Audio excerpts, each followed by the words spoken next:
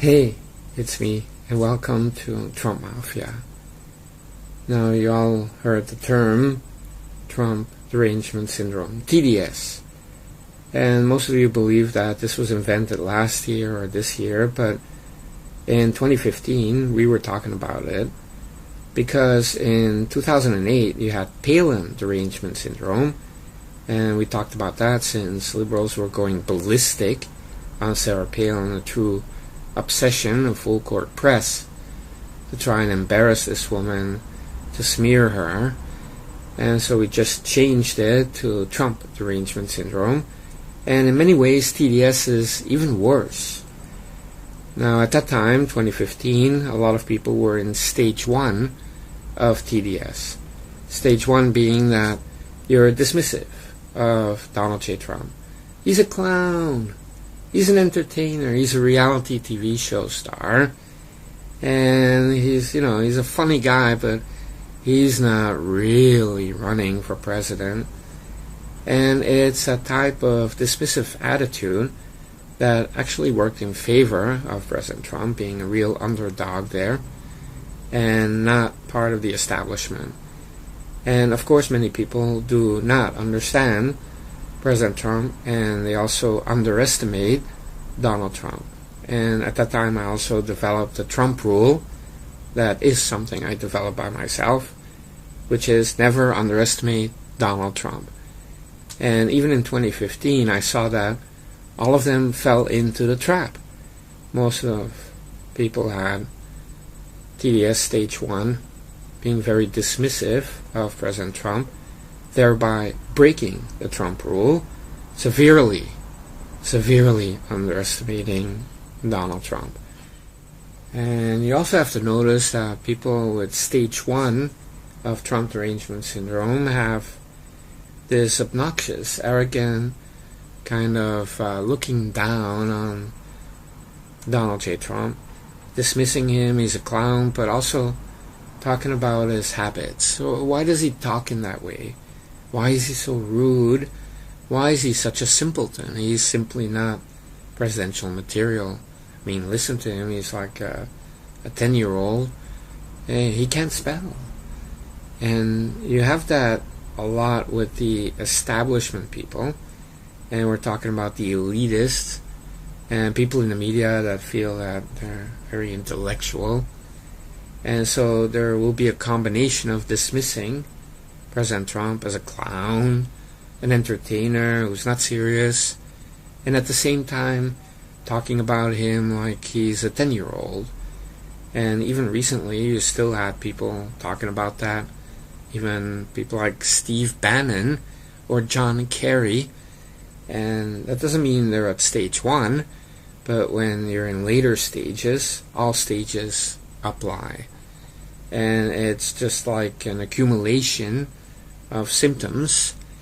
And so stage 2 of Trump Derangement Syndrome is more severe. And to be honest, in 2015, some people got stage 2 of TDS almost right away.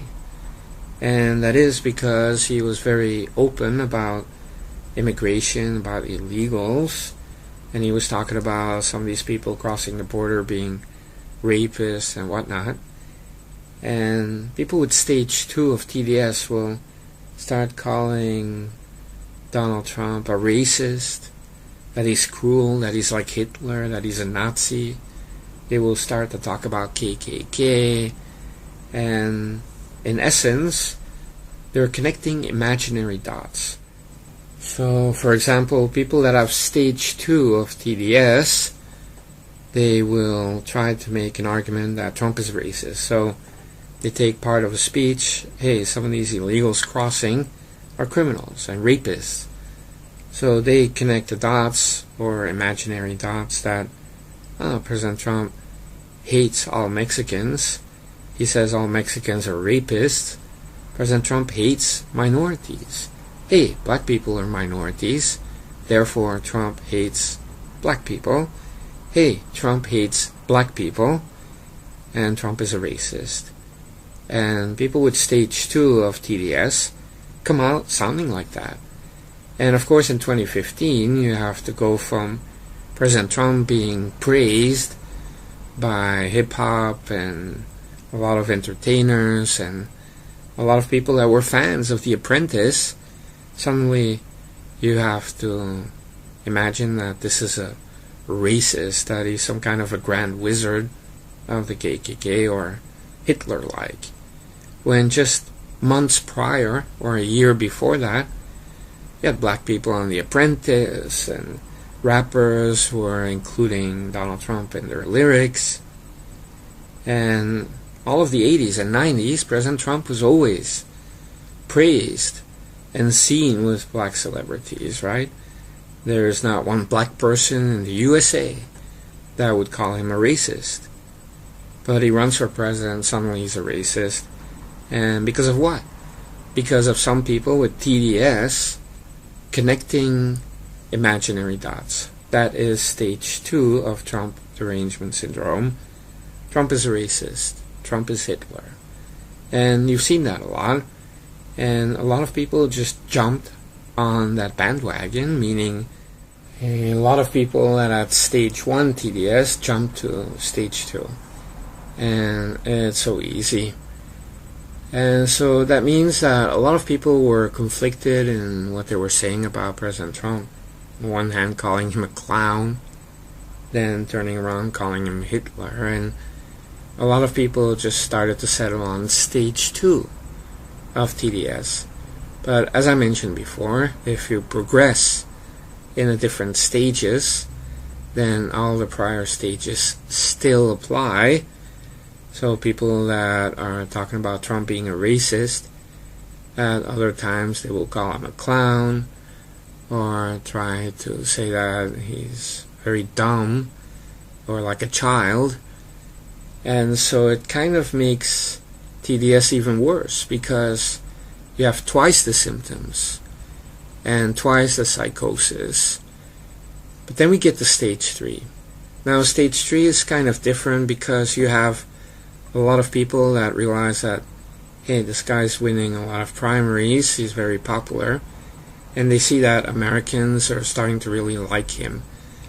Stage 3 of TDS involves starting to hate on the people that support Trump and Trump's family. So it's no longer about Trump, the clown, the Hitler. It's about people that would support this guy must be evil, or sick in some way, or deranged, or deplorable, for example, or crazies, as John McDead used to say, the crazies. And so you have people attacking Ivanka Trump, Don Jr., Eric Trump, even Barron Trump was attacked by people who had stage 3 TDS. That's how bad it got. And of course Melania. But of course, when it comes to Trump, these people are also attacking Trump supporters, because they realize if he's winning primaries, then he's a threat. And why is he winning? Because people are voting for him. So people with TDS stage 3 become people that are interested in attacking the voter base. And we're talking about attacking other Americans. So this is where you cross a line, because if you have TDS, you don't like Trump. Okay, you don't like Trump. But when you cross that line and you don't like Trump to the extent that you start to hate on people that do like Trump, then you're developing a mental illness. Now, I will freely admit that in 2016, most people stayed at stage 3 of Trump derangement syndrome, which, as I mentioned a couple of times, also includes all the symptoms of stage 1 and stage 2. So you have a mix. Trump is racist, Trump is Hitler. Hey, Trump is a clown, Trump is a child. And they're also attacking Trump supporters and his family, and people that are associated with him, people that are part of his campaign team. And this, of course, is guided by the media, but it also comes from people that are on social media, or people that are just so full of hatred, they quickly develop stage 3 of TDS. very dangerous. But stage 4 is what really starts to become a problem in our nation, and that is where you have a mens rea, I guess.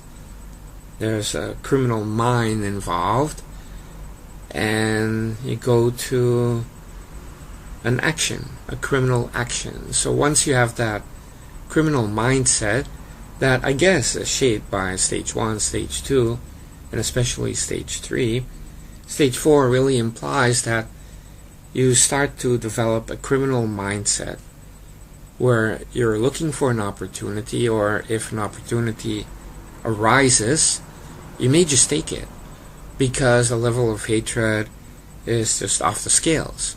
And if you see somebody that is crazy and stupid, but also Hitler-like and racist and xenophobic and all of that, plus he's supported by people that are as bad as he is, and he's gaining momentum, he's gaining power, you develop a criminal mindset, and it just takes the opportunity for you then to do a criminal act.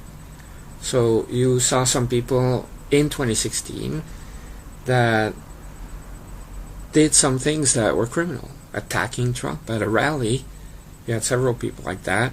You have protesters going out there and they're assaulting Trump supporters, and of course you have some organized gangs that were doing that. But you also had people that were working for the Choco administration that obviously had stage 4 of TDS, like, we gotta do something, and they didn't care if it's legal or not. And yes, I'm talking about James Comey, and I'm talking about John Brennan, and James Clapper, and Peter Strzok, Andrew McCabe, and Sally Yates, and the list goes on. And these people all had stage 4 of TDS at the time. So they must have developed stage 1, then stage 2, and stage 3 at various times. Maybe they all developed it even in 2015. But what I'm talking about is a criminal mindset now during stage 4, and they're looking for opportunities, and that's what they did at the FBI, at the DOJ. That's what they did. Now in stage 4, and it's kind of similar to stage 3, maybe even stage 2, you start having Trump on the brain. People with that criminal mindset, it's not just a criminal mindset, it's an obsession. It's a type of paranoia, and it's a type of compulsion that people start to develop that leads them to constantly think about Trump, what they could do to prevent Trump from succeeding, and it eats away at their relationships. They can't sleep at night. Sometimes they're shaking with anger. They're watching the news, they're watching a speech by Trump, and they can't control themselves. And there's that criminal mindset always. Now most people out there, they can't do anything. President Trump has Secret Service protection. You would never even see Trump in your whole life. But you have people that are in government or other places, and they can really do something. And there's that compulsion. There's the obsession. A need to act on their criminal mindset and to provide some relief for themselves, because we're talking about an obsession. People that are thinking about Trump all the time, talking about Trump to their friends, their wife, their husband, girlfriend, boyfriend, and they dream about Trump. And it's that hatred, and it's constant, and it needs relief. So if they're doing something criminal that will hurt Trump or prevent Trump from winning or anything like that, they will act on it. And because of stage 1 and stage 2 and stage 3, they really feel like they're doing the right thing. They feel righteous because their sense of morality has degraded, and in many ways they don't have a grasp of reality anymore. It all becomes their fantasy obsession and blanks that they filled in by themselves, imaginary dots that they connected, and they're supported by a media that reinforces all of that, And the media people themselves have TDS in various stages.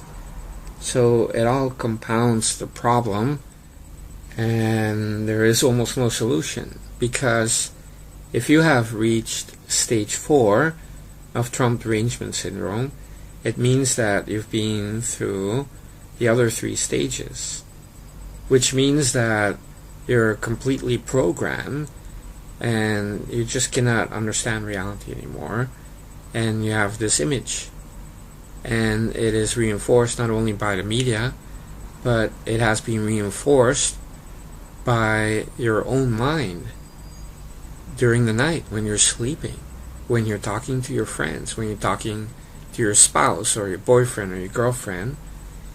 And so how can you ever come back from that? How can you reconnect with reality? How can you see anything that Trump does as being positive? You cannot. Even if the facts about performance or the economy or successes in foreign policy are so clear, so evident, that even some of your peers are starting to say some good things, doesn't register. Because if you're at stage 4, you're beyond any help. I mean, if you have a criminal mindset, that's it.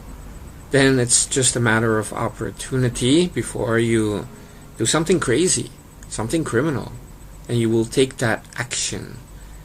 And that's really the problem, because a lot of people right now in our nation have programmed themselves, have been programmed, and are at stage 4 of TDS.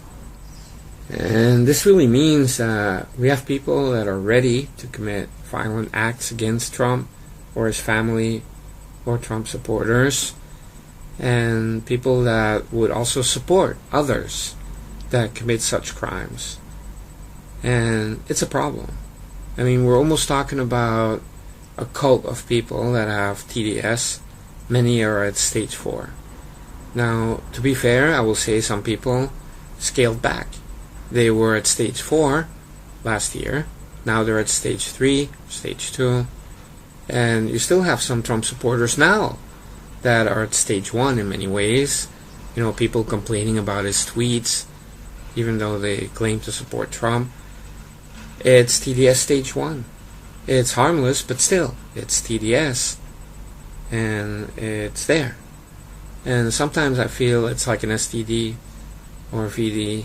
Once you have it, you can never really get rid of it. You can become a minimal stage 1 TDSer, but you will never go back to stage 4 or stage 3. And so that brings us to stage 5 of TDS, the final stage, and that is suicide.